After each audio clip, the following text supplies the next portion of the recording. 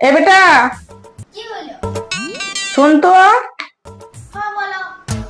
আরে শোন, এই পাপড় গুলো এখানে রইলো, তুই খাবি আর তোর বাবাকে বলে দিবি। ও ঠিক আছে নাও।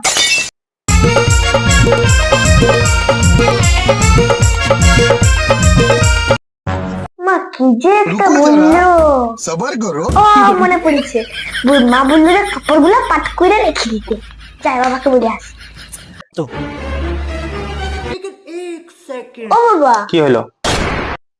মা কাপড়গুলো পাট করতে বললো। কাপড় পাট করতে বললো? শালা ঘরে থাকাটাই বেকার ওর, ঘরেও শান্তি নাই বাইরেও শান্তি নেই। ঠিক আছে বেটা, করে দিচ্ছি, দাঁড়া ফেলে লিয়ার করে দিচ্ছি।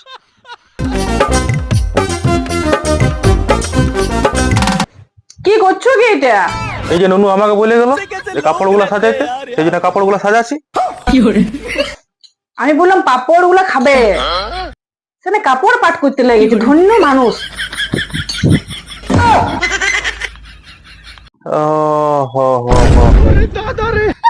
পাপড় খাইতে বলেছো আর ননু এসে আমাকে বলে গেল কি, কাপড় গুলা সাজাইতে, আর সেই জন্য আমি কাপড় সাজাতে বসেছি।